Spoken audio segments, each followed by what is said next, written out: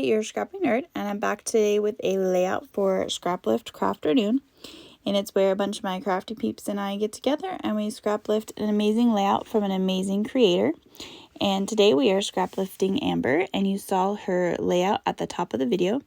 And I pulled in my Minte Traveler collection. I also pulled in some Distress ink in Vintage Photo, and then I pulled in some mica stain, some Tim Holtz mica stain, and I had the ephemera bits from the collection as well.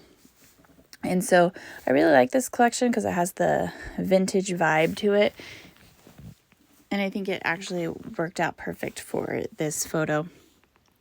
And so with her layout, she had a bunch of, I think they were probably like 2x2 squares, but I'm not entirely sure, that she used in the background. And so I really like how that looked. And when I was looking for a collection to use, I was looking for ones that would have good cut aparts, and then I came across this one, and I really like this collection, and it had these cut aparts. So I was like, oh, well, that'll work. So mine are actually bigger, and I don't have as many, but you can see where the inspiration came from her layout. And so I thought that I was going to do one that had a picture and then do like a plain one and then another one with a picture and kind of alternate them. But I just loved all of the cut aparts. So I decided, no, I'll just make all 6 have a picture, and I will change that top right one because I thought it blended in too much with the background color. So I will pick all of the ones that have the tan as the background.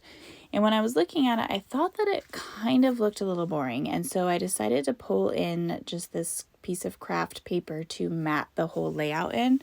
And I plan to do heavy distressing. And so I don't really like the look too often with the edges of my layouts distressed, because then when they're in the page protector, you can see the layout from the one on the other side. And it's not to say that I've never done it or that I'll never do it. It's just not my favorite. And so since I knew I was going to really distress this layout, I decided I wanted to have this craft paper to mat the photo. And I won't distress this piece of paper. I will ink it, so there'll be ink around the edges, but I won't distress this part.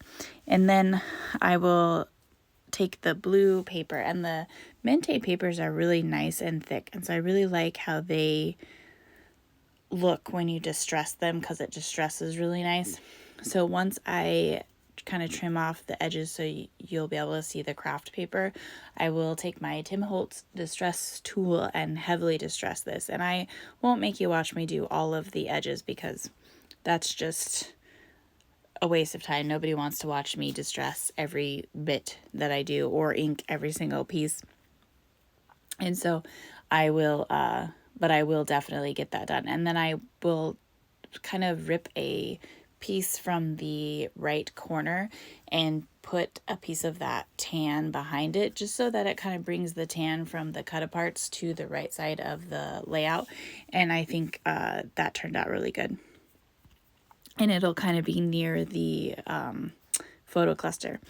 And so while you're watching me do that, make sure you go to Amber's social medias, you check out all of her amazing things, and you like and subscribe and do all the things for her. She creates beautiful works of art, as well as all of my crafty peeps. There's a playlist below, so you can just go to one and push play all and watch all the amazing things that they do. I always love this. I say it every Sunday. I'll probably say it every Sunday going forward.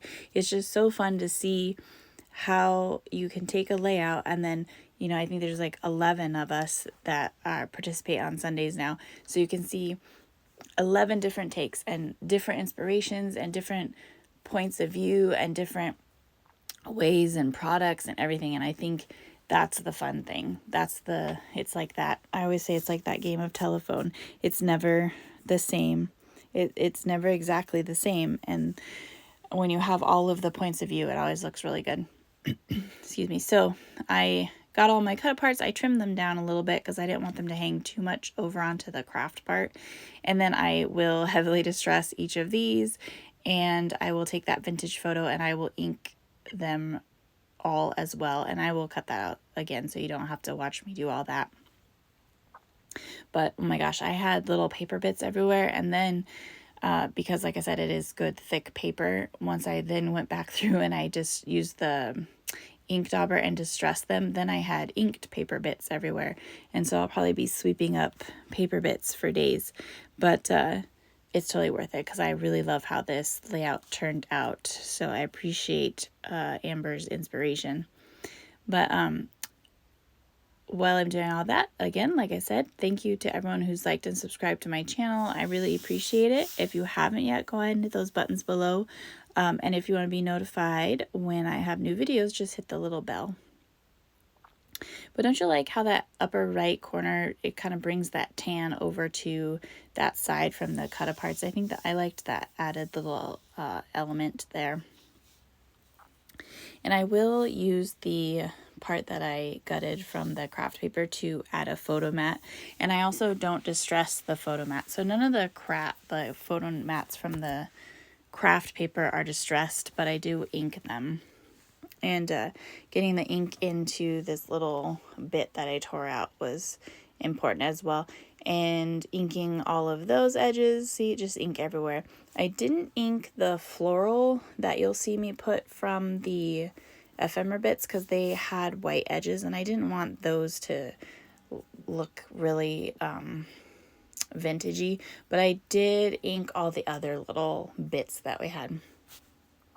And so again, I didn't want the photo to blend in too much with the cut aparts there, so I just used that craft paper and did a photo mat for that. And the photo that I'm scrapbooking today is a photo from St. Thomas, and it's a picture of my husband, and we're sitting in this store that had like a little bar because we're waiting for the rest of the people that were on our tour bus. And the funny thing is, he's wearing this hat, and then he had these like blue swim trunks on, and his camera bag, so I told him he looked like a tourist, like the typical tourist, and then we're getting on and off this tour bus.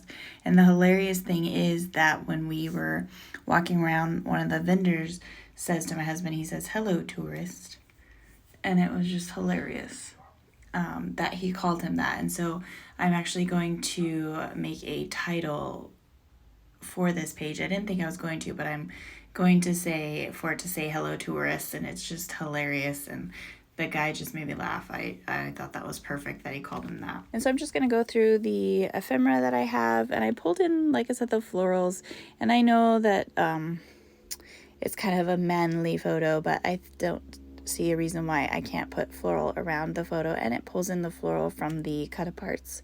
So in her photo as well, she kind of had her ephemera go around the photo, and I think she had like a tag in the by the photo embellishments. But I pulled in the map and the compass, and then I'll change out that camera for a more vintage camera. But I really like the cluster around the photo. It turned out really cute, and little compass. And then I pull in this little hat only because, again, he's wearing this ridiculous hat and looking like the tourist he is. And I can't remember if I told you that I pulled in some